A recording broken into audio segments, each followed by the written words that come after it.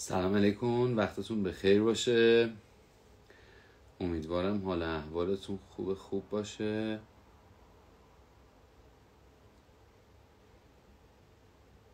با چند دقیقه تأخیر رسیدم خدمتتون. خوشحالم میبینمتون و امیدوارم لایو خوبی و کنار شما عزیزان داشته باشیم. میخوایم راجع به احساسات منفی، چگونه میتونیم در مقابل احساسات و افکار منفی قوی تر ظاهر بشیم گپ و گفت بکنیم. فکر میکنم خیلی موضوع مهمی باشه، تک تک شماها بهش احتیاج دارین. حتی بچه هایی که توی روانشناسی اکت اومدن با دوره درس های امروز احتمالا اتفاقی خیلی خوبی میتونه براشون بیفته و خب درس ها یه مقدار سختن. امیدوارم شما در شرایط خوبی قرار داشته باشین و از ادراک بالایی برخوردار باشین تا منم بتونم بیشتر بهتون کمک بکنم. ولی خب فکر میکنم که واقعا نون شبم واجب تره و میدونم که الان ممکنه تلفنی، سریالی، داستانی داشته باشین در پیرامون خودتون که حتما باید مدیریتش بکنید و بتونید تو این لایو حضور داشته باشید. ولی بهتون قول میدم که بعد از این لایو خیلی به خودتون افتخار میکنید. همه ما از مشکلات احساسی، فکری برخوردار هستیم، کم و بیش داره، ولی هممون این درگیری رو داریم و به همین خاطر به نظر میرسه که این داستان خیلی داره کیفیت زندگی ما رو به هم میریزه. از نظر پژوهش‌های علمی که در دانشگاه مختلف انجام شده، روز به روز داره به تعداد افرادی که اختلال روانشناسی دارن اضافه میشه و از طرفی به تعداد کسانی که خودکشی میکنن داره اضافه میشه. از طرفی کیفیت زندگی مردم در سطح دنیا بعد از کرونا در واقع حالا تازه یه سری از کشورهای دنیا مشکلات اقتصادی و اجتماعی ما رو هم ندارن و بعد این باعث میشه که قربون همتون برم. من کامنت‌ها رو با هم میبندم. نه اشکال نداره که جلسات قبلی رو ندیدین، ربطی به هم ندارن. من کامنت‌ها رو میبندم که بتونیم درسمون رو شروع بکنیم. سعی میکنم تا ساعت 6 قسمت خوبی رو ببندم. بعد اگر دیدیم که خوب داره میره جلو، سعی میکنیم که این لایو رو باز دوباره فردا هم ادامهش بدیم. ببینید بچه‌ها، دنیا اوضاعش خوب نیست از نظر روانی و روز به روزم در واقع داره بدتر میشه. من دیروزم توی استوریا پرسیدم از بچه‌ها و نزدیک 65% اگه اشتباه نکنم گفتن که کیفیت زندگیشون احساس میکنن که از سال گذشته پایین تر اومده و نه لزوما مشکلات مالی دارن، شاید اصلا وضعشون بهترم شده باشه، ولی از نظر روانی کرونا و شرایط جدید روز دنیا و کشور ما در واقع باعث شده که مردمش از نظر کیفیت زندگی حتما افت داشته باشن. یعنی میانگینش اگه بخواید حساب بکنی حتما اتفاقاتی که افتاده این 1 سال 2 سال و حتی 3 سال اخیر در واقع در کیفیت ما زندگی ما ایرانی ها تاثیرات منفی به سزایی گذاشته و من فکر میکنم که ما هم باید یه فکری به حال این بکنیم. قاعدتا من هر چقدر راجع به این مسائل بیشتر صحبت بکنم شما بیشتر مشکلات خودتون رو پیدا میکنید و این خودش خیلی اتفاق خوبیه، کمکتون میکنه که برین یه فکری بکنید و بتونید مسئله رو حل بکنید. بریم من اول راجع به اکت بگم به کسایی که خیلی خوب آشنا نیستن با این متد. روانشناسی مثل خیلی چیزهای دیگه سبک‌های مختلفی داره و در واقع مثلا سبک‌های مثل CBT، رفتار درمان شناختی رفتاری، یا مثلا DBT یا مثلا طرحواره درمانی، اینا طرحواره درمانگری، اینا در واقع همش یه جورایی متدها و سبک‌های مختلف روانشناسی هستش. اکت یکی از اون متدهای روانشناسی دنیاست که تقریبا جزو آخرین متدهای خیلی حساب شده و پژوهش شده قلمداد میشه که در واقع من خودم و زندگی کاریم رو، شغلیم رو توی حیطه روانشناسی بیشتر روی حیطه روانشناسی روی حیطه اکت گذاشتم. علتش این هستش که بسیار به زندگی من نزدیک بود و من تونستم با کمک روانشناسی اکت اول از همه به خودم کمک بکنم و حالا امیدوارم که این اتفاق برای شما بیفته، بتونم به شماها هم کمک بکنم. عزیزان نازنینم، واقعیتش این هستش که ما بر اساس شرایط دنیا، تغییراتی که دنیا کرده، روز به روز فشارهای بیشتری به انسان داره وارد میشه و این اصلا نیاز به گفتن علی میرصادقی نیستش. کرونا فقط یه تیکه بودش، یه فشار بود، یقمونو گرفتن ببینیم که چقدر قدرتمون پایین هستش. وگرنه باور بکنید که ما قبل از کرونا هم یه سریمون ضعیف بودیم، منتها توی کرونا فهمیدیم که ضعیفتر هستیم و خودشون نشون داد. تازه خیلی از روابط میگن که مثلا در کرونا از بین رفتش و من میخوام به شما بگم نه، اینا قبل از کرونا از بین رفته بود دیگه، تو کرونا تموم شد. خود منم توی کرونا فشار زیادی رو تحمل کردم، حالا هم نظر کاری، هم نظر روانی، هم نظر فکری، هم نظر احساسی و این میخوایی در رو ببندیم زمان ببخشید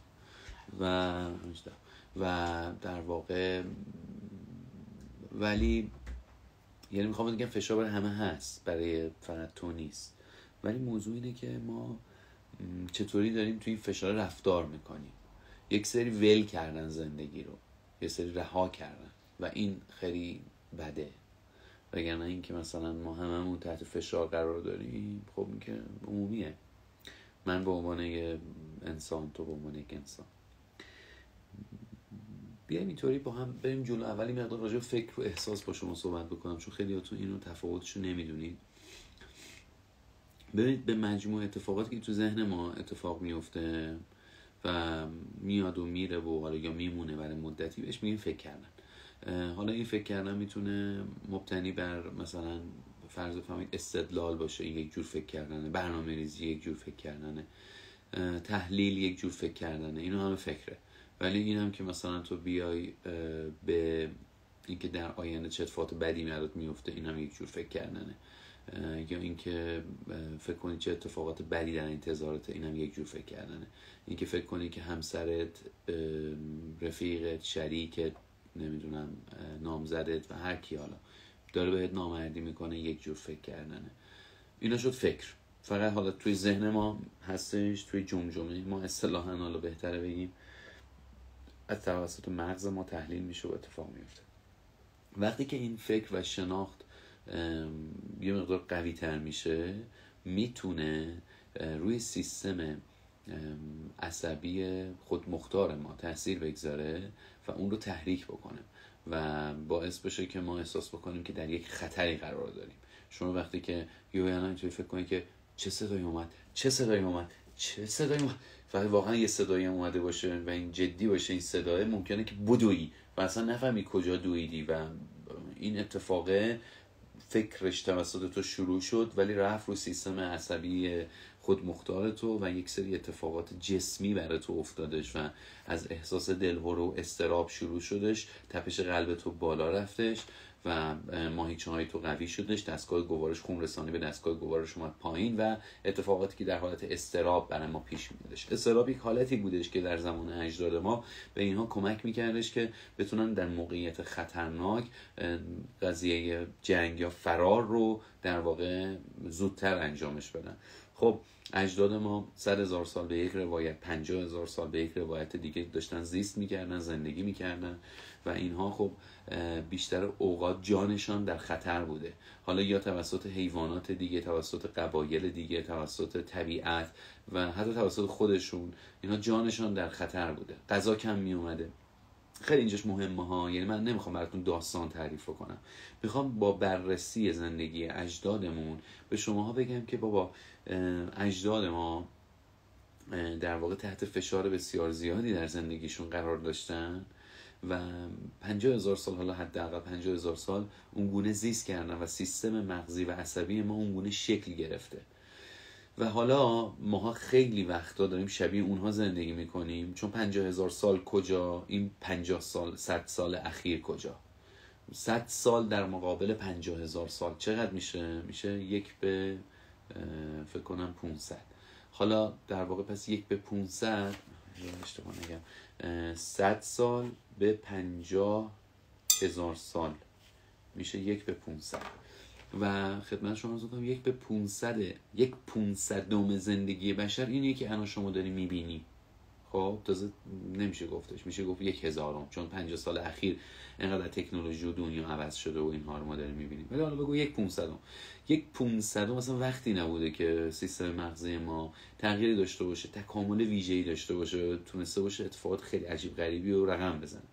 به همین خاطر ما تقریبا داریم با مغز اجدادمون زندگی میکنیم. من دیروز اگه اشتباه نکنم دیروز کاخ گلستان بودم و داشتم اونجا که دیدم مثلا زده بود عکس‌های مثلا سال 1200 خورده‌ای ایرانی که میزد. اصلا شما باورتون نمیشد 1200 خورده‌ای. آدم مثلا نیست الان ما هم 1300 خورده‌ای رو تجربه کردیم، هم 1400 رو داریم تجربه میکنیم ان شاءالله به امید خدا. 1200 مثلا نزدیک نسبتا دیگه. ولی وقتی در 1280 تو آدم‌ها رو نگاه می‌کردی، عکسایی که از اون زمان گرفته شده رو می‌بینی که اصلا تغییرات وحشتناک هستش. نوع زندگی بشر نه فقط مخصوص ایران باشه، در تمام دنیا این اتفاق افتاده. بنابراین تغییرات در 100 سال 150 سال گذشته بسیار بالا بوده. همین 3200 خورده‌ای خیلی از اجداد ما با شکار زندگی می‌کردن. همین 1200 خورده‌ای خیلی هاشون ماهیگیری می‌کردن، بیشترشون کشاورز بودن. واسه زندگی اون شکلی بوده دیگه. میدونی، یعنی میخوام بهت بگم که اصلا این شکلی نبوده که مثلا تو بری تو موبایلت پول در بیاری، بری تو موبایلت ضرر بکنی، بری تو موبایلت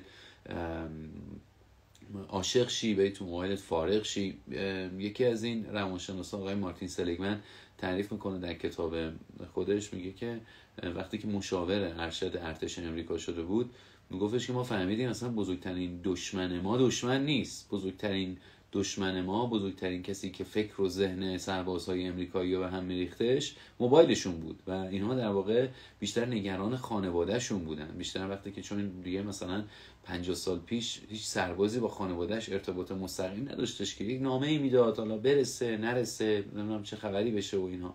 ولی امروز یک سرباز امریکایی یک سرباز ایرانی فرقی نمیکنه، موبایل معمولا مجهز هستن و اینها در واقع موبایل رو میبینن، پیام با خانوادهشون در ارتباطن، تصویرشون رو میبینن، دلشون تنگ میشه، خبری میشنون، حالشون بد میشه، خوب میشه و. بنابراین میخوام به شما بگم که دنیا خیلی عوض شده ولی مغز ما تغییر زیادی نکرده. مغز ما داره با همون متد قبلی میره جلو. متد قبلی چی بود؟ بقای جسم، زنده ماندن. این بودش که ما باید هر جوری بودش جانمان را نجات میدادیم، حالا از دست طبیعت و قبایل دیگه و حیوانات و اینها، گرسنگی. هنوزم که ما جانمان به خطر نمیفته ولی در موقعیت تازه‌ای قرار میگیریم، اصطلاحاً میگوییم که این لحظه فعال شدن سیستم عصبی خودمختار ماست. یعنی سیستم عصبی ما تحریک میشه و احساس میکنه که موقعیت خطرناکیه و تولید اضطراب میکنه، تولید آدرنالین میکنه و تولید کورتیزول میکنه. همه اینها باعث میشه که سیستم گوارشی، سیستم بدنی، همه اینها وقت اضطراب بگیره و در واقع آماده جنگیدن و یا فرار کردن بشه و حتی البته یه راه دیگه هم وجود داره به نام تسلیم شدن.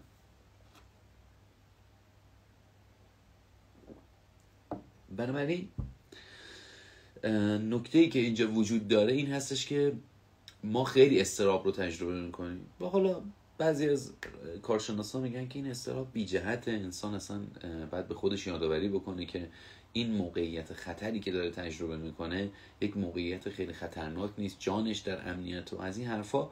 منتها خب حالا نگاه اکت مقدار نگاه متفاوت تری که برای شما تا چند دقیقه دیگه شروع میکنم به توضیح دادن. خواستم بگم آقا فکر چیه، احساس چیه. حالا احساس پس از فکر میتونه شروع بشه و در واقع معمولا هم این شکلیه که از فکر شروع میشه و بعد به همه بدن شما میزنه.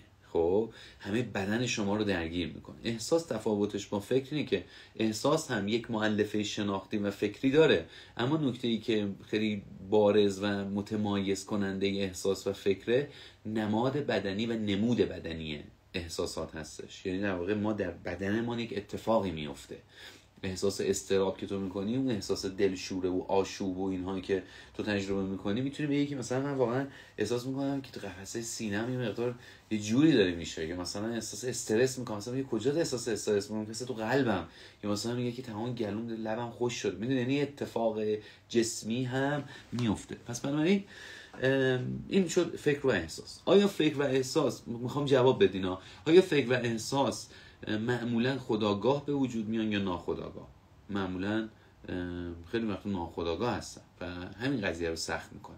حالا به من جواب بدین، اگر که یک انسانی بر اساس افکار و احساسات ناخودآگاه خودش زندگی بکند، این فرد به نظر شما داره یک زندگی آگاهانه رو تجربه میکنه، یک زندگی ناآگاهانه رو تجربه میکنه؟ بله، پاسخ هر دو سوال ناآگاهانه است. یعنی هم افکار و احساسات خیلی اوقات ناآگاهانه به سراغ ما میان، بر اساس ناخودآگاه ما پیش میان، و اگر هم یک فردی فقط زندگی رو بسپاره به دست افکار و احساساتش، این زندگی میشه یک زندگی خارج از آگاهی.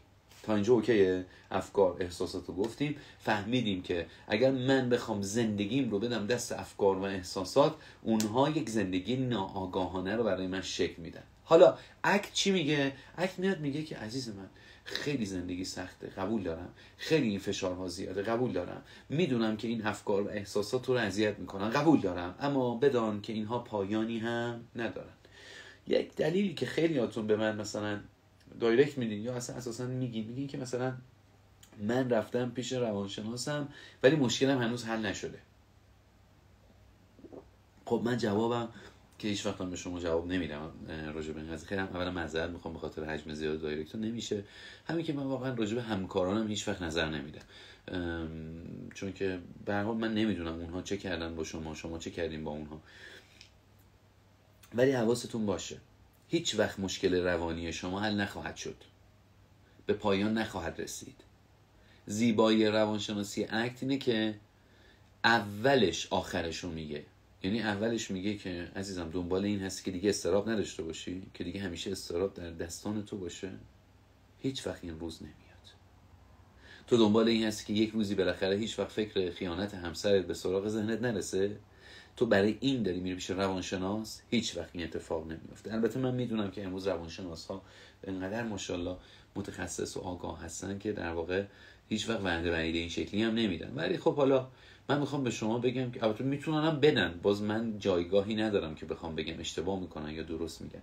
من میخوام راجع به روانشناسی اکت با شما صحبت بکنم که زیبایی روانشناسی اکت رو در این دیدم که به جای اینکه بیاد به من قول بده که آقا بیا استرابات رو برات تمومش بکنم، میاد میگه بیا تو رو قوی‌تر از استرابت بکنم. چرا من قوی‌تر از استراب بشم؟ به خاطر اینکه من اگر قوی‌تر از استرابم بشم، اون وقت میتونم گردنش رو بگیرم، یا اینکه میتونم بهش بگم چیکار بکنه، یا اینکه من میتونم بهش بگم که خیلی خوب بیا تو که هستی منم هستم.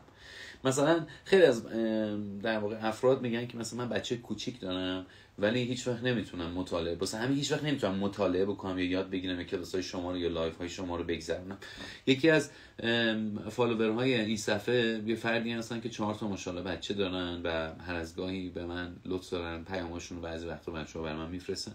ایشون با 4 تا بچه زیر 5 سال لایو رو نگاه میکنه، یکی دو تاشون رو میخوابونه اگه بتونه، و بعدش مثلا سعی میکنه که یه وقتی از همسرش کمک میگیره، یه وقتی هم که مثلا با حضور بچه ها لایف رو دقت میکنه تا حدی که به یاد گرفته که با حضور سر و صدای بچه هاش بتونه یادگیریش رو متوقف نکنه. این همون شعاریه که ما در اکت دنبال روی میکنیم. یعنی میگیم که آقا به جای اینکه به فکر حذف و پایان رسوندن احساسات منفی باشیم، بیایم زیستن در کنار اونها رو یاد بگیریم.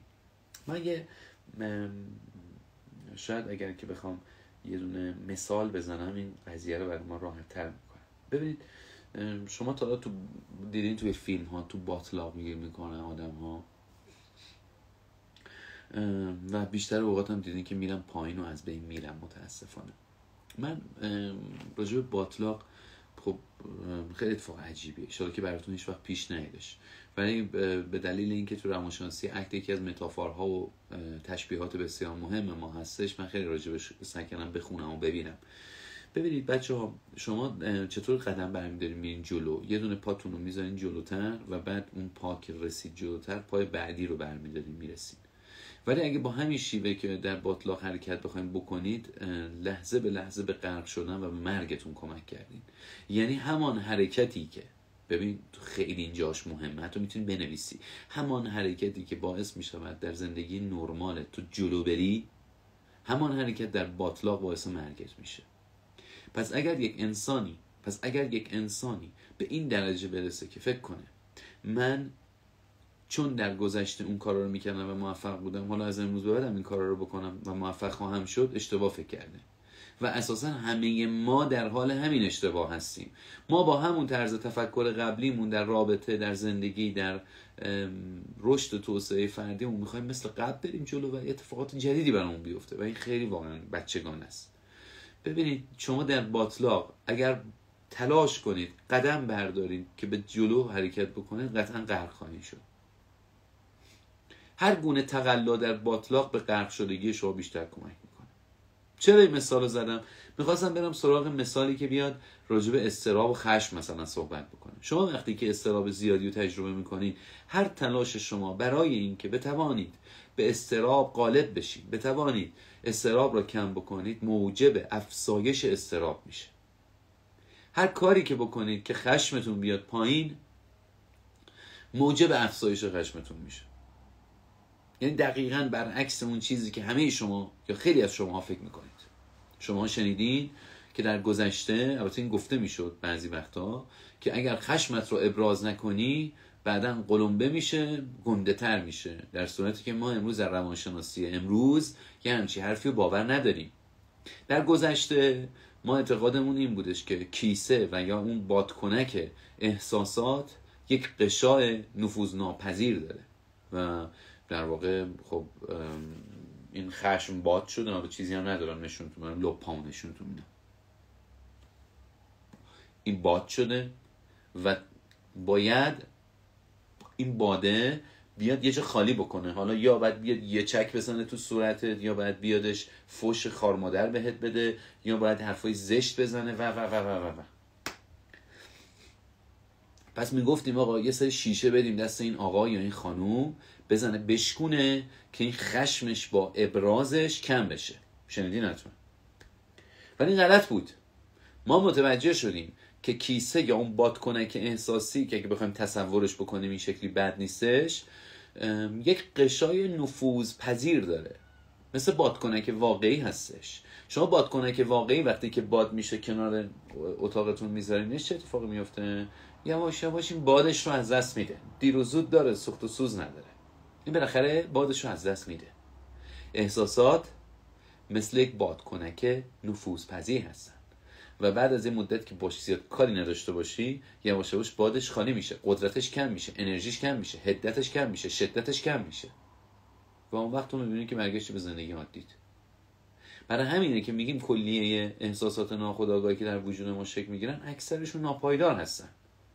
حالا چی میشه؟ یک فردی در یک احساسی گیر میکنه و بعد دائمی میشه، مثل افسردگی مثلا مزمن که طرف سالهاست که در غم و اندوه خودش قوطه میخوره. داستان همین باطلاق است. یعنی فرد هی اومده تلاش بکنه که این غم و افسردگی و این باطلاق رو حل بکنه، ولی متاسفانه هی این غم رو بیشتر کرده و اینجا متاسفانه میبینیم اون کسی که آن را غرق کرده است خودش بوده است. اگر شما امروز داری کتاب میخونی، این لایو رو دنبال میکنی، علی میرصادقی اکت فلان بهمان یا روانشناسای دیگه داری دنبال میکنی، با امید روزی هستی که دیگه غمی در زندگیت نباشه، اضطرابی در زندگیت نباشه، کور خوندی. یه همچین روزی پیش نخواهد اومد، همونطور که برای منم پیش نیومدش. و عوضش روز اصلی روزی است که تو بتونی در حضور افکار و احساسات ناراحت کننده بتونی زیست بکنی. و ما میخوایم از امروز به بعد شاید 2-3 روز این مجموع لایو من طول بکشه، ولی من اینو سعی میکنم این اتفاق برای شما حرف بزنم، چون اتفاقاتی که داره در جامعه ما میفته خطرناکه. من حالا اصلا اسمم نمیبرم به خاطر که اصلا نمیدونم درسته یا غلطه، ولی کلا میزان امروز آقایی از پلیس 110 به ما دایرکت داده بود، نوشته بودش که مثلا میزان خودکشی خیلی رفته بالا. من اونجا هستم و میدونم که این اتفاق داره میفته. خیلی خوب، حالا صحت و غلطش با خودشون، ولی من میخوام اینو بگم. میخوام بگم بابا مادر من، خواهر من، برادر من، این که علت تعداد خودکشی داره افزایش پیدا میکنه، یه دلیلش فشارهایی است که جامعه، زندگی، کرونا داره به ما وارد میکنه و یه دلیل دیگهش این هستش که ما به اندازه کافی قوی نشدیم.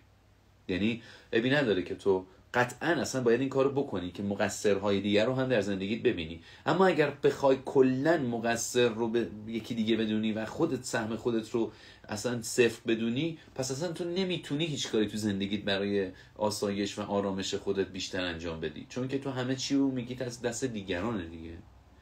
و من اینجا یه عرضیم که با کسانی که خداپرست هستن ولی دارن فرمول ایمان رو خرابش میکنن. چجوری؟ مثلا میگه آقا خدا باید بخواد، یا مثلا میگه که خدا خودش باید درستش بکنه. ببین این فرمول غلطیه و این میتونه به زندگی تو آسیب بزنه. یک فرد مؤمن واقعی همه چیز رو به خدا واگذار نمیکنه و همونطور که این فرد مؤمن نباید همه چی رو به خدا واگذار بکنه، یک فردی هم که دین نداره، خدا پرستم نیستش، نباید همه چیز رو به محیط پیرامون ارتباط بده. هر جفت اینا کشنده است. این که من فکر کنم که چون هیچی ندارم خدا نخواسته و از اون طرفم چون هیچی ندارم دولت نذاشته، خانواده‌ام نخواسته و ناراحت هم میشین، نبی نداره. ولی بدونید که این طرز فکر غلطه. این طرز فکر باعث میشه که شما همش بگردی مقصر پیدا بکنی. من به این لایف استایل میگم زندگی مقصرانه، یعنی فرد همش دنبال مقصره و هیچ مسئولیتی و منوط به خودش نمیبینه. خب قدم اول اینه که تو ادراک داشته باشی نسبت به این که بله یک سری مقصرهای دیگه هم وجود داره، از جمله پدر و مادر، از جمله جامعه، از جمله دولت، از جمله کشور، از جمله فرهنگ و همه اینها. هر کسی بگه اینها در زندگی ما تأثیر نداره یک آدم احمقه. ولی اگر بگوید که من هم در زندگی خودم تأثیر ندارم، احمق است. یعنی این جفتش با همه، یه پکیجه. تو نمیتونی بگی که جامعه تأثیر داره، فرهنگ تأثیر داره، ولی من تأثیر ندارم. اتفاقا ما هم تأثیر داریم و این اگه تأثیر نداشتیم که اصلا نمی‌اومدیم تو لایو. بنابراین شما جزو اونا نیستین احتمالاً. ما تو این لایف هستیم به خاطر اینکه میدونیم که تو زندگی خودمون میتونیم تاثیر بگذاریم. پس بریم دوباره سراغ احساسات منفی. درس اول اکت، یه بار دیگه هم بهتون گفتم، این است که دردهای زندگی، احساسات و افکار منفی زندگی هیچ وقت از بین نمیرن. و این چک بسیار بزرگیه. ولی بسیار شفا دهنده است. ما هممون بهش احتیاج داریم، یا تو این لایو یا یک روزی تو واقعیت، که یکی به همون بگه که دنبال این نباش که یه روزی بیاد و تو در ساحل آرامش دراز بکشی و هیچ درد و غصه‌ای نداشته باشی. شاید 1 ساعت طول بکشه، شاید 3 روز، 2 هفته، 1 ماه طول بکشه. بحران‌ها دوباره سراغت خواهند اومد. حالا اینکه تو بخوای به این بحران‌ها بگی کمک الهی، اسمشو بخوای بذاری چالش‌های یاری دهنده، اونا دیگه به خودت ربط داره. ولی این که تو فکر کنی میتونی کاری انجام بدی که اضطراب دیگه سراغت نیاد، اصلا غلطه. مثل اینه که دنبال روزی باشی که جاذبه زمین وجود نداشته باشه. این اضطراب با ماست.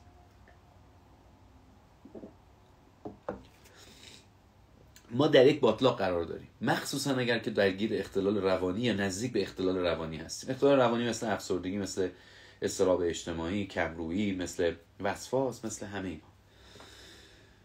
اگر که شما درگیر اختلال روانی هستین که قشنگ تو خود باطلاقین، هر روز صبح که پا میشین یک حجم زیادی از غم و ناراحتی و اضطراب و استرس رو دارین تجربه میکنین و در کنترلش عاجز شدین. ولی خیلی از شماها هم ممکنه در این جایگاه قرار نداشته باشین، فقط یک وقتایی اضطراب میگیرین و حالتون بد میشه.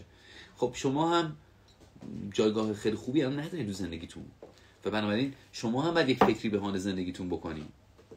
امروز لایو ما هم برای کسانی است که اختلال دارن، هم برای کسانی است که هیچ اختلالی ندارن و دوست دارن کیفیت زندگیشون بالاتر بره. یه دونه متافور براتون مثال زدم، باطلاق، که یک بار دیگه دورش میکنم. شما در باطلاق هر چقدر تلاش بکنید ازش بیرون، به غرق شدن خودتون کمک کنید. در حضور احساسات منفی هر چقدر تلاش بکنید که اینها کمتر بشن، شما اونها رو بیشتر میکنید. در باتلاق باید چیکار کرد؟ بذارید بهتون یاد بدم، ان شاءالله که هیچ وقت درگیرش نشید. ببینید شما در باتلاق بهترین حالت اینه که یا از روی سینه یا از پشت روی باتلاق یواش یواش خودتون رو سر بدین و برین عقب و سطح تماستون رو با باتلاق اتفاقا اضافه بکنید، افزایش بدین. در این لحظه ای که شما به جایی که با باتلاق بجنگین و خودتون رو بخواین از توش بکشین بیرون، یک تلاش آگاهانه تری وجود داره به نام رها کردن خودتون روی باتلاق و پذیرش و قبول این که آقا اینجا باتلاقه. وقتی که همینطور خودتون اجازه دادین بیاد، شما تا دست و پا نزنید پایین‌تر نمیرید. این نکته ایه که معمولا آدم‌ها راجع به باتلاق نمیدونن. شما تا زمانی که دست و پا نزنید پایین‌تر نمیرید. در زمان حضور غم و ناراحتی هم همینه. شما در وقتی که دست و پایین نزنید، اون غم، اون ناراحتی خیلی قدرت زیادی نداره. غم و ناراحتی از زمانی قدرت پیدا میکنه که شما میبینید که بله دارین تلاش میکنید که اون رو حذفش بکنید. ما یک قدرتی داریم به نام فکرمون. فکر انسان میتواند مشکلات بسیار زیادی حل بکنه. مثلا من چای دوست دارم، چای میخورم، نوشیدنی میخورم، بعد حتی مثلا یه دونه ذخیره من دارم، یه دونه این چیزاست، چای کیسه‌ایه که مثلا دمنوش زنجبیله. خب انسان فکر کردش که چطوری میتونه مثلا آب جوشو نگه داره، به یک سری ظرفای این شکلی فکر کرد چطوری میتونه چای زودتر حاضر بکنه، به چای کیسه‌ای فکر کرد. حالا حتما هم فولای کرده این وسط.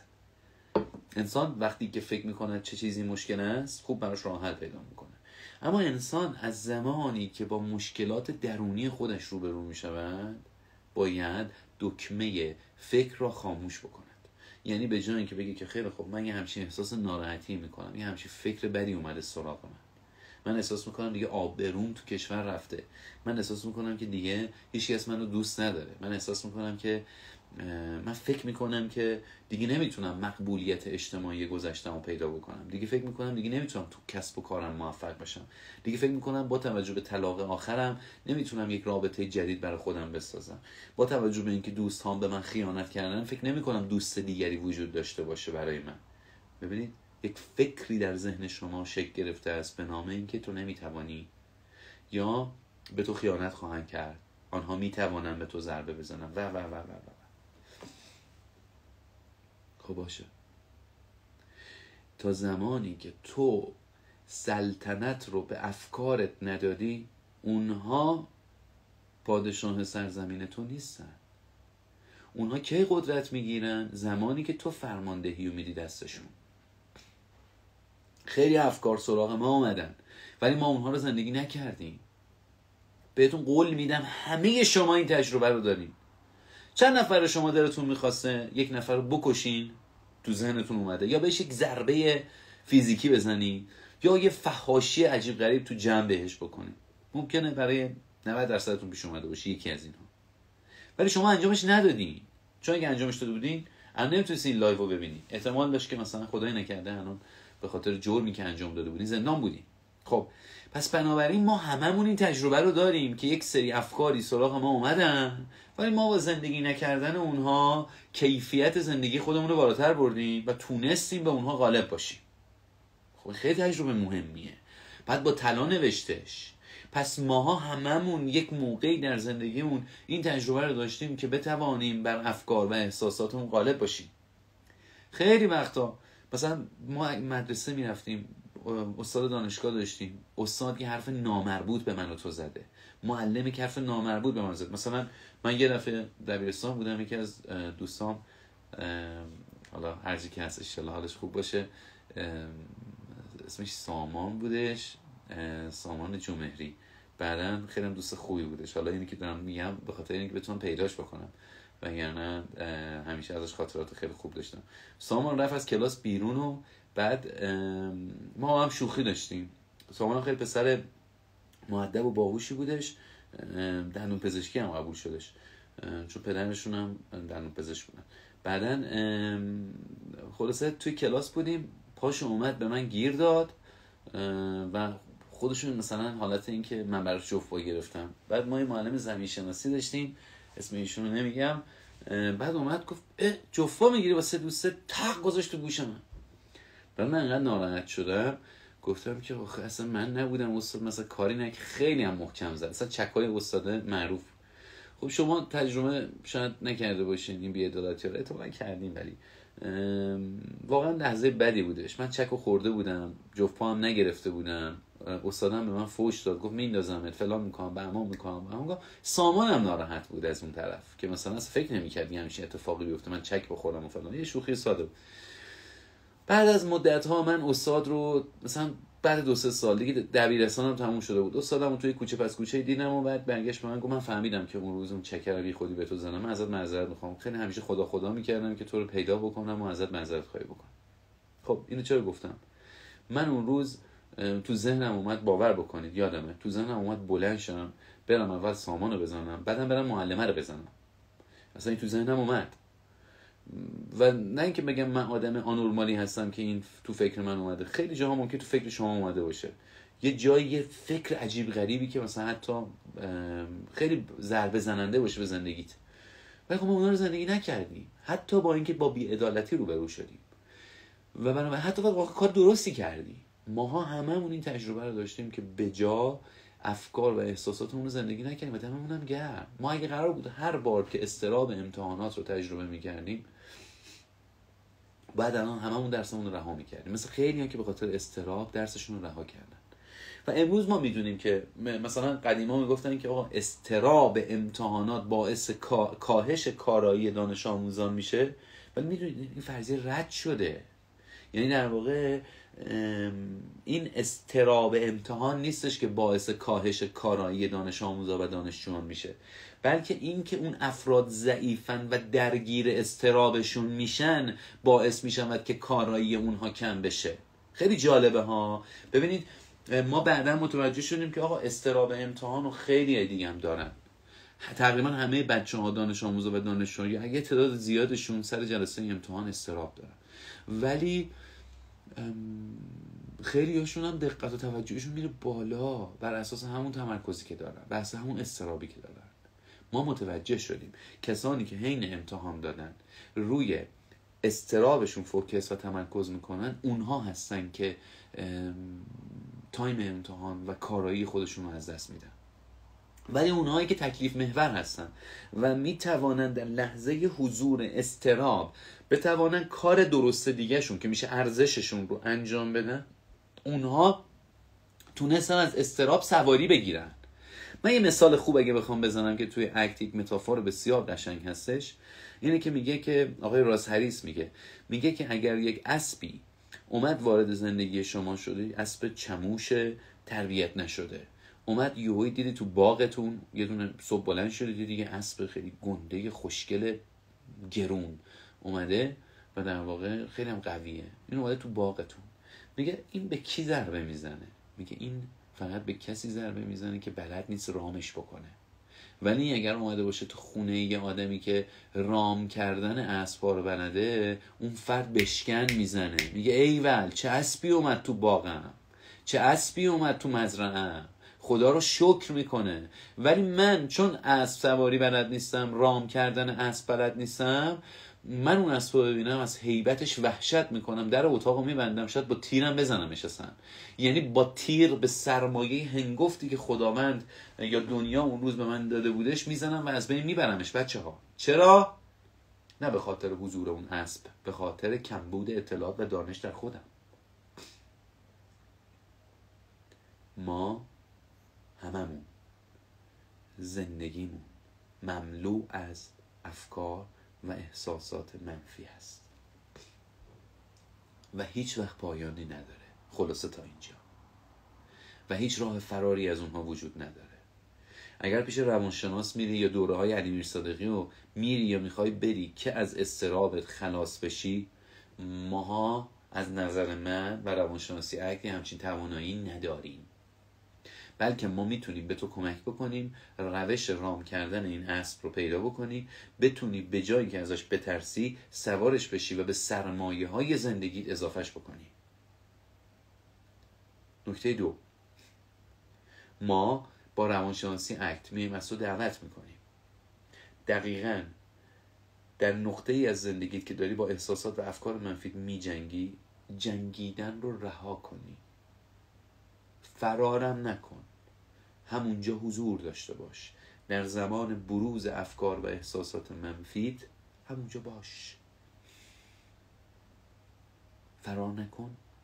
نخواهم که جنگ تموم بشه. جنگ تموم نمیشه.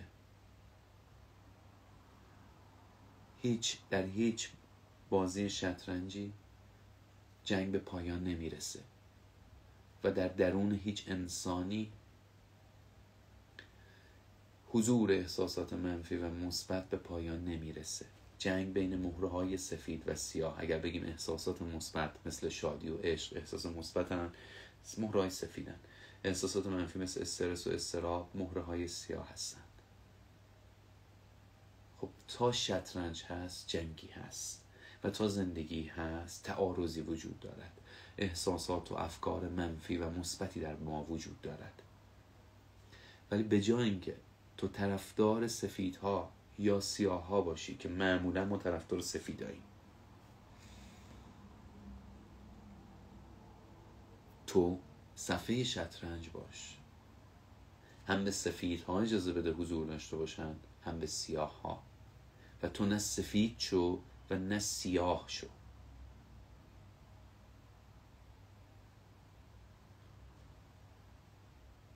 چرا ما در روانشناسی اکت مستقیما راجع به صلح دائم در وجود افراد صحبت نمی کنیم؟ چون همین چیزی رو قبول نمیتونیم بکنیم. ما نمیتونیم از افراد بخوایم که وارد صلح بشن با خودشون و با دنیا. خب اگر که صلح به این معنی باشه که من دیگه چیزی نخوام، خب این چیز خوبی نیست. ما یکی از مهمترین نیازهامون شکوفایی هست و اگر بخوایم وارد صلح بشیم، هر جا که یک فردی اومد به همون ضربه بزنه، ممکنه دیگه نخواهیم تلاش کردنمون ادامه بدیم. ممکنه معلم من، مربی من به من بگه که آقا تو به درد این کار نمیخوری، و به منم گفتن که آقا طرفدار صلح باش. وقتی بهت میگن یه چیزی نمیشه، بگو نمیشه.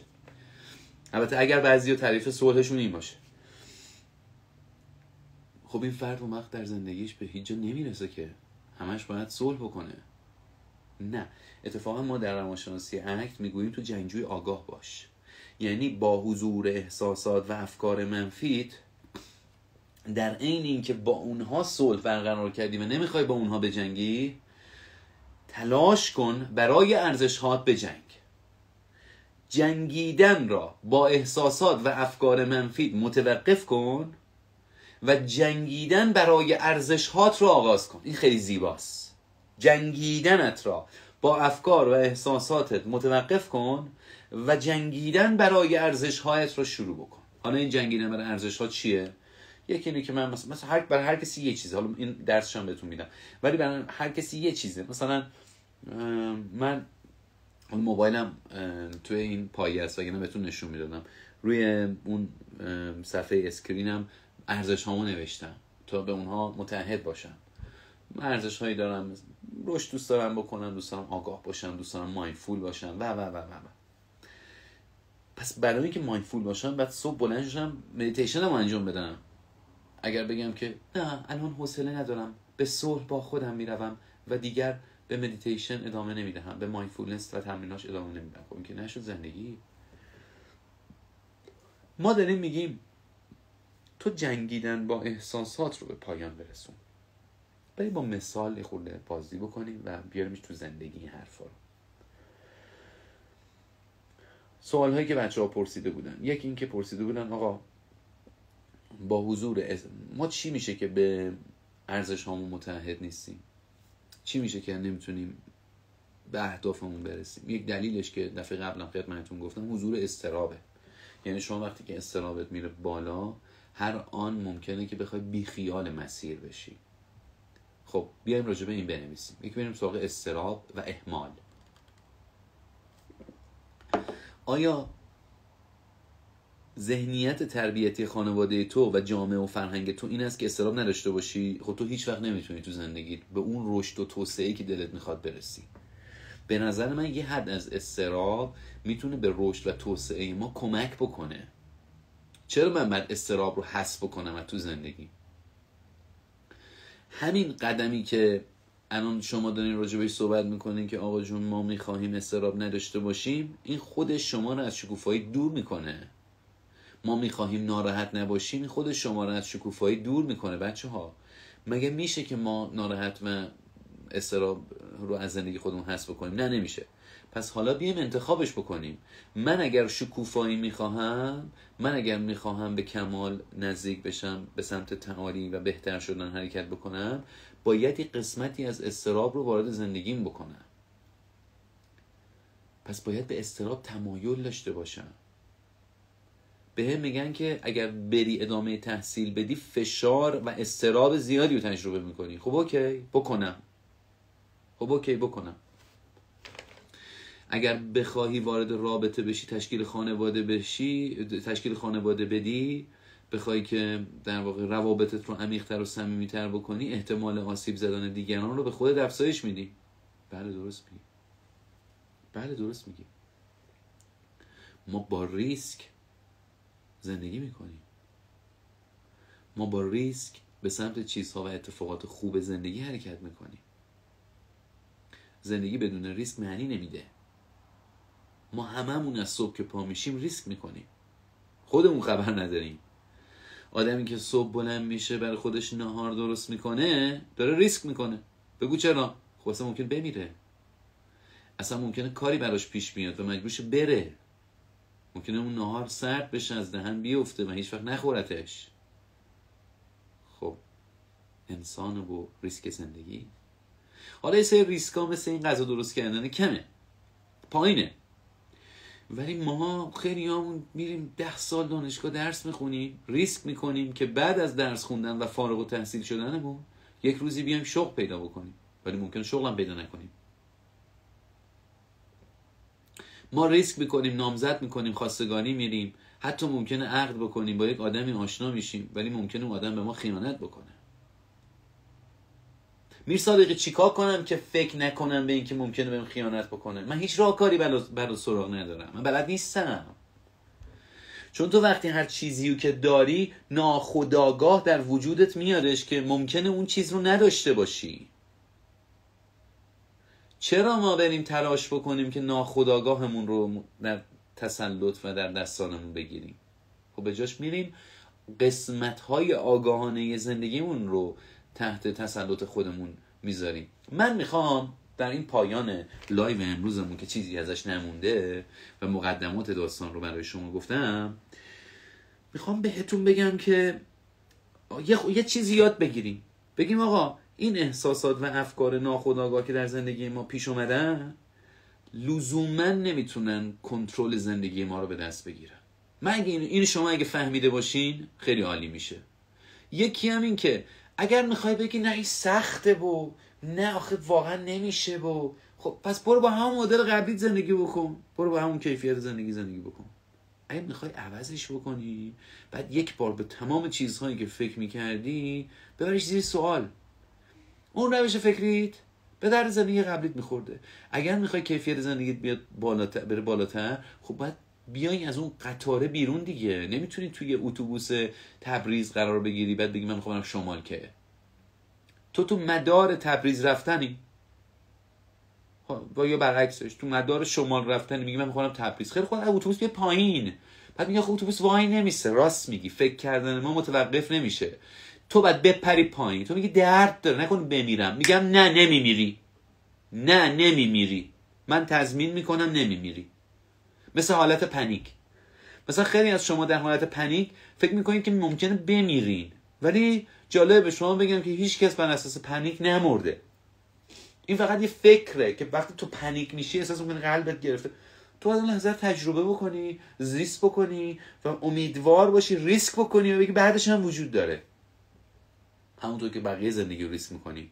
پس بنابراین وقتی تو ازدواج میکنی همیشه این مسئله وجود داره که تو همسرت رو از دست خواهی داد و اتفاقا این اتفاق میفته.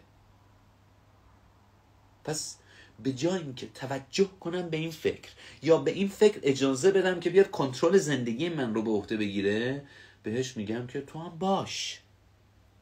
من وقتی کسی نمیتونم بیرونش بکنم، یا آدم گولاخی الان بیاد تو لایو بالا سر من، یا 3 متر آدمه مثلا یارو، یا تفنگم داره، میگه من اینجا وای میسم تفنگم میگیرن اینجا، میرصادقی تو باید حرف بزنی ببینم تو این حرفایی که میزنی و میتونی عملی هم اجرا بکنی یا نه. این تفنگ گذاشته اینجا، خب منم باید میگم بعد درسمو بدم دیگه. از این که این تفنگ اینجاست خوشم نمیاد، میدونی حال خوبی ندارم از اینکه یه آدم انقدر گنده اختیار منو میخواد به دست بگیره و واقعا تفنگم داره، حس خوبی ندارم. ممکنه لایو من یه خورده افت بکنه، ولی من ارزش زندگیمو انجام میدم. و ارزش من چیه؟ ارزش من اینه که با تمام قدرت به شما نشون بدم که یاد گرفتم در حد خودم، در حد کوچک خودم، یه قسمتایی از اکتو در زندگی خودم زندگی بکنم. پس اون لحظه‌ای که اوضاع خوب نیستش ادامه میدم. من مثلا بارها شده متاسفانه در ایران خب پیش میاد تو برنامه بسیار مهمی که مثلا چند صد نفر آدم نشسته، برقا رفته، نه میکروفون داشتم نه کولر داشته سالن، و بعد اون لحظه سخنرانی خودم رو ادامه میدادم. خیلی کار سختیه ها.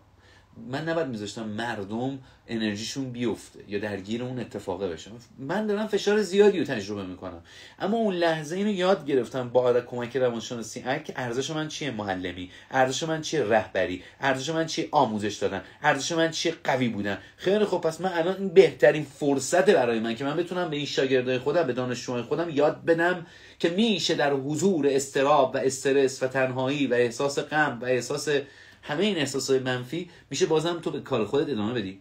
تو از زمانی که ازدواج میکنی هر لحظه ممکنه همسر تو از دست بدی و تو با ازدواجت یک ریسک میکنی. اصلا این که لازم نیست من بگم که خود میدونی این ریسک چیه. تو اگه بشینی گوشه خونه تو هیچ وقت ازدواج نکنی، وارد رابطه نشی، خب این هیچ وقت هم کسی از دست نمیدی، ولی تو فکر میکنی زرنگی، چون که تو با نشستن یه گوشه و اون رابطه رو تشکیل ندادن خودت رو داری از تمام اون لحظات قشنگ محدودی که ممکن است اون رابطه برای تو ایجاد بکنه محروم میکنی. اصلا زندگی بدون ریسک معنی نمیده و ما زمانی که ریسک میکنیم میشینیم محاسبه میکنیم، ریسک درست میکنیم، ولی بهترین ریسک هم چند درصد منفی داره که ما هیچ وقت نمیتونیم اون قسمت از منفی تصمیمی که گرفتیم و زندگی که داریم میکنیم رو حذف کنیم. همیشه اون احتمال هست. حالا اینکه 2 تا جوان با هم ازدواج کردن چقدر احتمال مرگ اینا هستش؟ خیلی کمه و این نمیشه گفت صفره. 2 تا مرد و زن مؤمن، مرد و زن متعهد، حالا هر اسمی که میخوایم براش بزنیم، اینا با هم ازدواج کردن، مؤمن به خدا هستن، مؤمن به خودشون هستن، متعهد به هم هستن، اصلا تا حالا در زندگیشون هیچ خطایی نکردن، اصلا همه چی. آیا احتمال خیانت در این زوج صفر است؟ نخیر. ممکنه یهوی آقا مثل همین فیلم میخواهم زنده بمونم یه جا پاش شل بشه ها، و در واقع همونجا ما نمیدونیم. واسه همینه میگن منع نکنید کسی رو، چون ممکنه برای همه ما پیش بیاد. واسه همینه یه روانشناس مثل من یا تویی که دارین درس‌ها رو گوش می‌کنی نباید بریم واسه بقیه گردن کلفتی بکنی، بگیم به من روانشناسم، چند جلد کتاب خوندم، چند سال درس خوندم، تو بگی به من لایوهای میرصادقی رو میبینم، میدونی چقدر من با علم و دانش و تو نمیدونی، بیا من یا هر وقت که ما بریم به سمت این چیزها اشتباهاتمون خیلی مواد شروع میشه. پس بیایم دوباره انتهای کارمون قشنگ ببندیم. بچه‌های عزیزم تا اینجا رسیدیم که طبق روانشناسی طبق پژوهش‌های علمی که خیلی‌هاش ثابت میکنه ما میتوانیم با حضور احساسات و افکار منفیمون باز هم به زندگی خودمون و ارزش‌هامون ادامه بدیم. اگر ما میخواهیم احساسات و افکار منفی خودمان را زندگی بکنیم، پس زندگی خودمان را سپردیم به ناخودآگاه. هیچ کس دلش نمیخواد ناخودآگاه زندگی بکنه. 3 قربونت برم تو نمیتونی احساسات و افکار منفی رو حذف بکنی. 4 تو در کنار حضور احساسات و افکار منفی که ناپایدار هستن، یعنی میان میرن، باید یک چیز ثابتی داشته باشی که پایداره و اون در روانشناسی اکت اسمش ارزشه. من میتوانم به ارزشی مثل مهربانی تا انتهای عمرم وفادار باشم، حتی اگر تو با من نامهربانی بکنی. من میتوانم عشق ورزیدن رو در زندگی خودم و تو، حتی اگر بی تعهدی ببینم، ادامه بدم، چون انتخابمه، چون من از عشق ورزیدن خوشم میاد. آخ این آخرش داره سخت میشه. یعنی میر صادقی تو میخوای بگی کسی که به ما خیانت میکند ما بهش عشق بورزیم؟ نه، من اینو نمیگم. من میگویم ما اساس زندگیمون اگه دلمون میخواد واقعا عشق ورزیدن رو دوست داریم، بشه عشق ورزیدن. حالا یک فردی لیاقتشو نداره، خب اوکی، من به تعهداتم عمل میکنم تا بیام از این رابطه بیرون و بعد برم دوباره عشق ورزیدن رو از سر بگیرم. نمیتونم عشق ورزیدن رو به پدرم، به فرزندم ادامه میدم. من عشق رو به عنوان نماد و قطب نمای ثابت زندگیم در نظر میگیرم و بعد اون وقت این جمله تکان دهنده ام جی ریان، به هر دو بپرداز و فکر کن. نمیدونم جمله خودشه یا از کسی نقل قول میکنه، میگه انسان این توانمندی را دارد که در حضور افکار و احساسات منفی همونها رو تجربه بکنه، همین که به ارزش‌هاش، به رفتار درست دست بزنه. حالا من بیام مثلا اضطراب رو الان توضیح بدم، آره، یا اینکه بذاریم برای فردا؟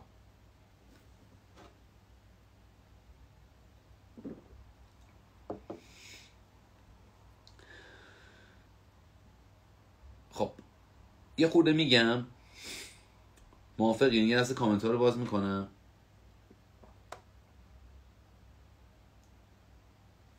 نظرتون چیه؟ آخه رازیه زده من هنوز توی فیزیوتراپی دارم لایو رو میبینم. محبت داریم. خب نظرتون چیه؟ الان بریم یک موضوعی مثل اضطراب رو باز بکنیم. البته اینا همش مشترکه ها، ولی اگه شما یه مثال اضطراب رو خوب بفهمین میتونید به بقیه احساساتتونم در واقع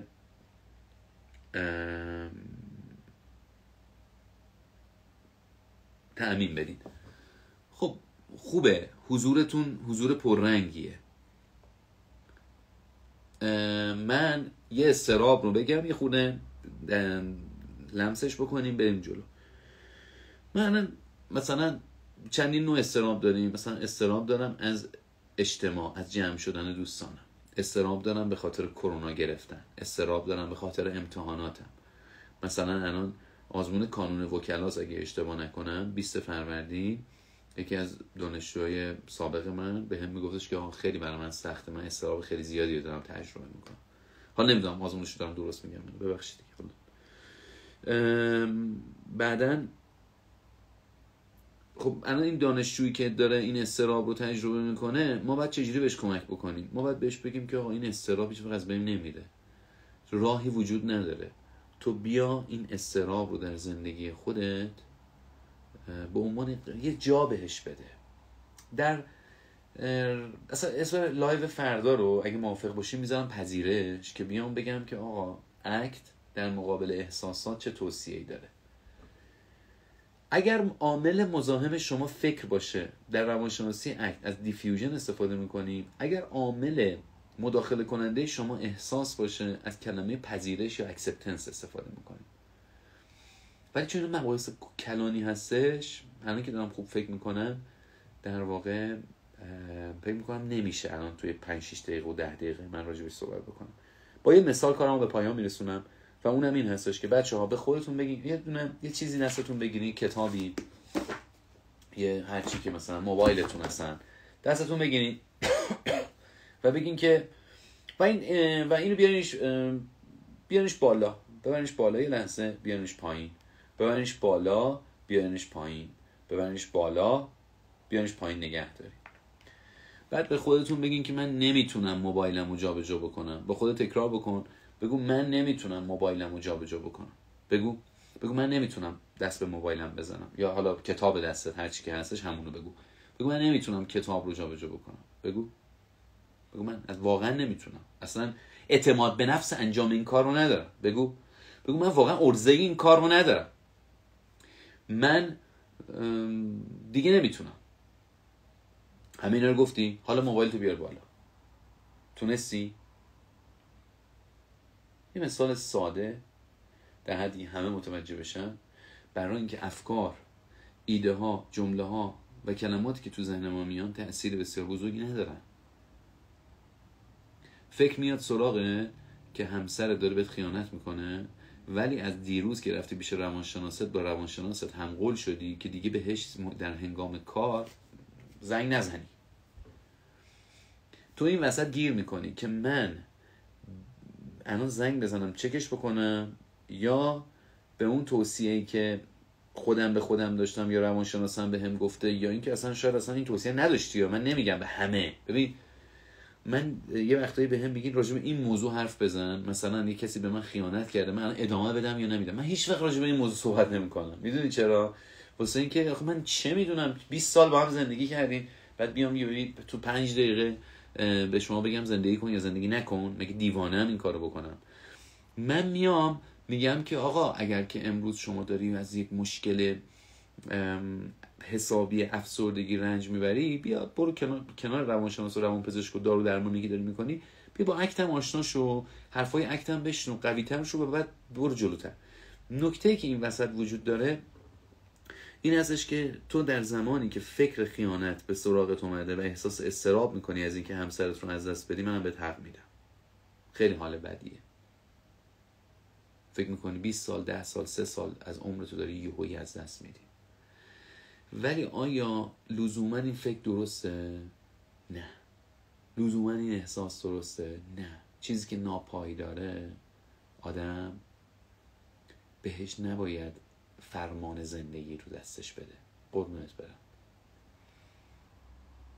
مخصوصا اگر اول رابطتون هستین، به نظر من اعتماد کردن یکی از زیباترین ارزش‌هایی که آدم‌ها میتونن زندگی بکنن، و این اعتماد کردن این شکلیه که من به تو اعتماد دارم، با این که بعضی وقتا این فکر رو هم با خودم هم میکنم که نکنه به من خیانت بکنی، ولی اون لحظه به جای اینکه بهت زنگ بزنم چکت بکنم، به خودم میگم که خیلی جذاب‌تره که باهاش تماس نگیرم و قدرت اعتمادم رو نسبت بهش نشون بدم. ولی خب یه موقع هستش یارو کلاً مشغول زیرابی رفتن، همش در حال بازی و برنامه است، که اون وقتی که بعد یه روش دیگه رو پیشه بکنی. من دارم میگم که فکر و احساسات ارزش زندگی کردن ندارن اکثر اوقات. این حرف امروزم بود، یه خورده باهاش ور برین، یه خورده بهش فکر بکنید. چند تا سوالو که سریع الان با داشته های امروزمون میتونم بهتون بگم، در واقع اونا رو با هم گپ بزنیم. یکی اینکه پرسیده بودن که آقا من اگر که با روانشناسی اکت آشنا بشم دیگه میتونم داروهامو نخورم؟ نه، بعدا اینطوری نیست. کلا این مجموعه لایف ها من خیلی دوست دارم مثل بعضی از دوستان اغراق بکنم که شفا میده و نمیدونم حل میکنه مشکلاتتون و اینا، ولی نه، واقعا کار درمان فراتر از این جلسات هستش و حتما باید به روانشناس و روانپزشکتون با اعتماد پیش برین و حالا اکت هم کنارش یاد بگیرین. و تازه حتی اگر که روانشناس و روانپزشکتون به شما گفتش که اکت الان نباید یاد بگیری، حرف اونو باید گوش بکنید، به خاطر اینکه اون شما رو بهتر میشناسه و اطلاعاتش به بالاتر هست از شما. من پیشنهادم اینه که اگر درگیر اختلال روانی هستین، لطفاً به فرمایشات پزشکتون گوش بکنید و بعدم اکت رو هم یاد بگیرید. این ولی خب میتونید حتی راجع به این قضیه هم بپرسین از دوستان. سوال دومی که پرسیدن اینه که آیا هر بار، اینی که جواب دادم، گفتم هر بار که فکر خیانت به سرم میزنه باید همسرمو چک کنم؟ جواب اینه که طبق روانشناسی اگه نه، بعد بپرسیم از خودمون که آیا این چک کردن ورکابیلیتی کارهای راندمان دارد یا ندارد. سوال سومی که پرسیدن این هستش که با این حجم از فشارها و احساسات منفی که این روزها در زندگی و جامعه ما وجود داره، آیا ما حق نداریم که به خودکشی فکر کنیم؟ نه، حق نداریم واقعیتش. یعنی میدونید اگه منظورتون از حق این هستش که چجوری بگم، اوکی اصلا بیام بگیم از حق استفاده نکنیم چون کلمه خوبی نیست، بیام اینطوری بگیم که آیا ما ملزم و محدود به خودکشی هستیم؟ آیا ما محدود به افسردگی هستیم در این شرایط؟ جواب من خیره.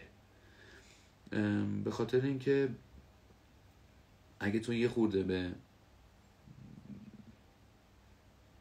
تمام آدم هایی که دور برت هستن یا با یک کدومشون، به پدر، مادر و به تمام لحظه های قشنگی که سپری کردی، ساختی، حتی اگه کوچک بوده و یا میتونی بسازی، فکر بکنی، همونطور که میگن هیچ لذت بخشش خیلی بیشتر از لذت کینه ورزیدن و جبران کردن هستش. به نظر من اون لذتی که انسان میتونه با شکوفا کردن خودش از سختی های زندگی بگیره خیلی زیباتر از اینه که تسلیمشون بشی. حقیقتا زندگی خیلی سخته، خیلی اونقدر که هممونو یه جا از پا در میاره. صبحایی بوده که واقعا دلم نمیخواسته که بیدار شم، انقدر که فشار زیاد بوده. روزایی بوده که واقعا گفتم چقدر دیگه آدم باید سختی بکشه و هنوزم هست و بازم پیش میاد. ولی در کنارش اینکه فکر میکنی تونستی دست 2 نفر رو بگیری، 2000 کمک بکنی، 1 قرون بری جلو و مایه الهام بخشیدن به دیگران باشی، اینکه تونستی حس امید برای پدر مادرت، برای همسرت، برای خانوادت، برای بچت باشی، 2000 دیگه بشه این کار رو کرد، 2 گرم دیگه بشه این کار رو کرد. آدم مثلا من پلی‌استیشن خیلی دوست دارم، فوتبالشو میشینم بازی میکنم، وقتی که شروع میکنه بازی کردن اصلا دیگه فقط دوست دارم یه دست دیگه هم بازی کنی. زندگی هم عین همونه، با تمام باختایی که تو پلی‌استیشن میدی، با تمام 4-1 ها و 5-1 هایی که میبازی، دوست داری یه دست دیگه هم بازی بکنی. زندگی خیلی تلخه اما بی اندازه جذابه، دنبال کردنیه. و اگر امروز زندگی من دنبال کردنی نیست، من نمیگم که حتما یه خبر خوبی براتون دیدین، بعضی از سخنرانان انگیزشی میگن که اگه به اون چیزی که میخوای نرسیدی و خدا اون چیزی که میخواستی و بهت نداده، حتما یه بهترش رو برات کنار گذاشته. من نمیفهمم اینو، مطمئنم نیستم که این جمله درست باشه، ولی اعتقادم به اینه که اگه تلاش کردم و به اون چیزی که میخواستم و نرسیدم، خیلی خوشحالم از این که اون کاری که میخواستم و کردم. حالا دنیا اون کاری که من میخواستم و نکرد، ولی من که کردم و این قدرت میده بهم. آدمایی که به خاطر که دنیا، زندگی، شرایط باشون راه نمیاد، خودشون هم با خودشون راه نمیان، یه جورایی از خودشون انتقام میگیرن. خب تو به من توجه نمی کنی، تو به من احترام نمیذاری، اوکی من به خودم احترام میذارم.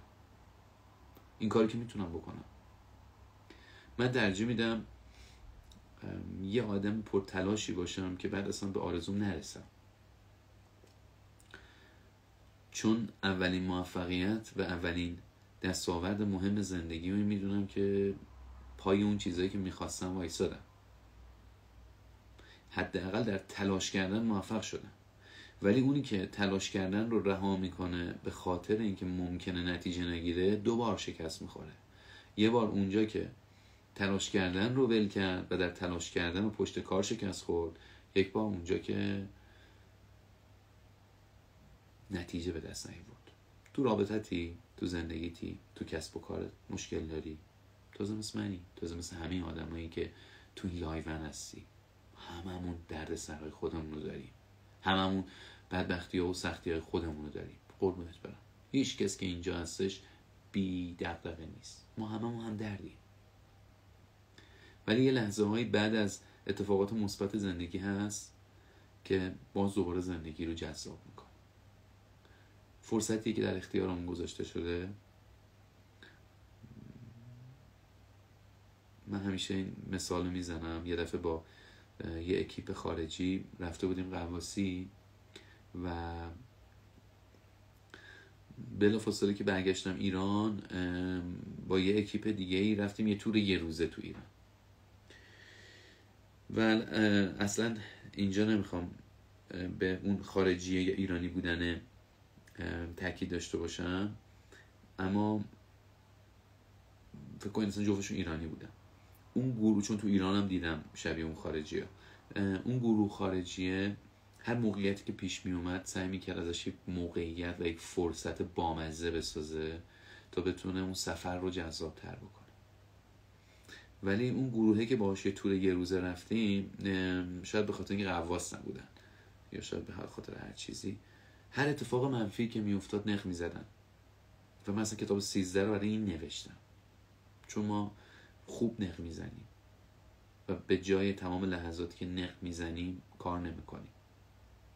نخ زدن یه مکانیسم دفاعیه برای اینکه من اضطرابمو کم بکنم، ولی خیلی کمک کننده نیست. در نهایت جلوگیری میکنه از تو و از توفیقاتی که میتونی تو زندگی به دست بیاری.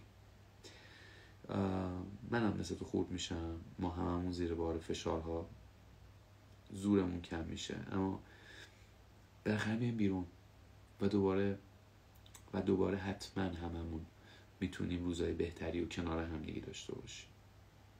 زندگی با تمام سختی‌هاش به شکل عجیبی دوست داشتنی و ادامه دادنیه و به جای جنگیدن با درونمون تو محیط بیرون بجنگیم. ما با افکار و احساساتمون با جنگیدن باهاشون هیچ اتفاق خاصی برامون نمیفته. اونا هم مثل مهمونن، میان و میرن. حالا برای یک فرد افسرده خویه که مزمن افسردگیش، این مهمونه یه مقدار بمونه، یعنی بیشتر میمونه، ولی در نهایت تو میتونی باز هم با افسرده خویی تحصیلتو ادامه بدی. من این تجربه رو دارم، تقریبا همه روانشناسایی که شما میشناسید این تجربه رو دارن که یک فردی که افسرده خوب بوده تونسته تحصیلش رو تموم بکنه، تونسته به رابطه‌اش سر و سامون بده. کسی که اضطراب اجتماعی داشته، کمرویی داشته، رفته به سمت اضطرابش، رفته و گفته که آقا تا کی بشینم گوشه خلوت بگیرم تو تنهایی خونم، نرم با آدم‌های جدید آشنا بشم، میرم و اضطراب عدم پذیرش توسط آدم‌های دیگر رو به جون میخرم. یه سری ویدیو لایو هم راجع به کمرویی و اینا میذارم براتون، چون قبلا راجع به اضطراب اجتماعی صحبت کردم، ولی همه حرف و حدیثم اینه که من اصلا نمیخوام بگم که حتما سال 1400 سال بهتریه، چون مطمئن نیستم. از کجا معلوم که بدتر نباشه؟ ولی من و تو میتونیم زیباتر زندگی کنیم. میدونی من همه حرفم اینه که تو این لایو بتونم به جای امید بخشی های واهی و متوهمانه که من چه میدونم که سال بعد حتما سال بهتریه، امیدوارم که باشه، ولی من و تو میتونیم با تجمعمون تو این صفحه زیباترش بکنیم در حد امکان. پس همین با همین کار میکنیم. دمتون گرم. وقتی که میخوام لایو شروع کنم خیلی سختمه، 1000 تا کار عقب افتاده دارم، مشغول نوشتن کتاب جدیدم هستم، مشغول نوشتن دوره هامم، ولی وقتی میام دیگه دلم نمیاد برم از پیشتون. این جذابیت شماست. خدا رو شاکرم که قسمتی از زندگیم متعلق به شماست. خدا رو شاکرم که وقتی با شما هستم، وقتی که با شما حرف میزنم، کیفیت زندگیم به شدت میره بالا. بس به این خاطر از شما تشکر میکنم که هست. اینو جدی میگم، به جای اینکه منت سرتون بزنم بگم که بابا من خیلی خفنم به شما خدمت میکنم، از شما تشکر میکنم. اینو جدی با صمیم قلبم میگم که دمتون گرم که هستین، به زندگی من معنا میدین. خدا رو شکر که هستین. ان شاءالله که روز به روز صداتون بیشتر بشه که من به خدمت رسانی خودم بتونم معنای بیشتری بدم. مرسی از تمام کسایی که توی صفحه علیمیرصادقی.club هستن و اونجا با حمایت از لایف ها دارن تلاش میکنن افراد جدیدی رو با این گروه های با لایف های ما آشنا بکنن. اگه دلتون خواستش بریم به این صفحه سر بزنید و جزو حامی های این دوره باشین. بدون هیچ گونه حقوقی مادی دارن این کار رو انجام میدن، دمشون گرم. روز 20 فروردین یه دونه سمینار بامزه دارم که برای اولین بار اجراش میکنم و خیلی دوست دارم باشین. الان تو عید راستش مسافرت نرفتم و کاری نکردم به خاطر اینکه بتونم این دوره رو ببندم. خیلی دوره باحالی داره میشه به نام خودپذیری و روانشناسی اکت. روز 20 فروردین هستش. هیچ الزامی وجود نداره که باشین توی برنامه‌های من سعی میکنم حداقل حال تو لایف های خودم به شما اطلاع رسانی بکنم و خیلی خیلی خوشحال میشم ببینمتون.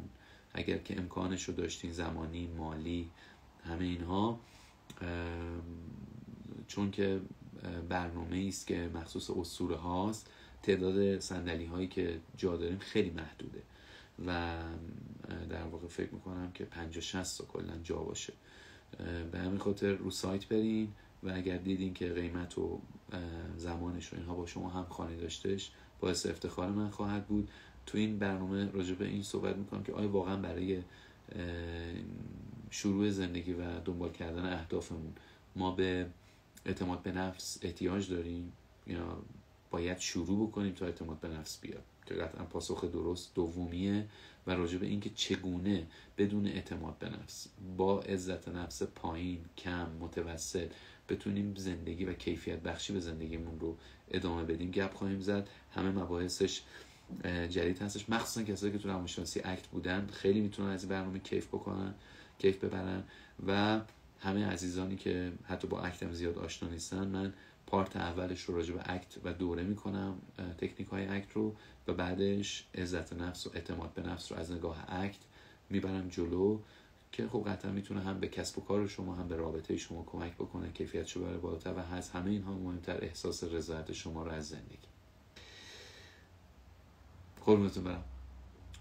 فردا همین حدود ساعت با ساعت شما هم ست میکنیم، میام بعد از ظهر. برای من خیلی بهتره. من روزو که میبینم حس خیلی قشنگی دارم تو زندگیم، حتی اگه به دست خودم بود صبح این کار رو میکردم.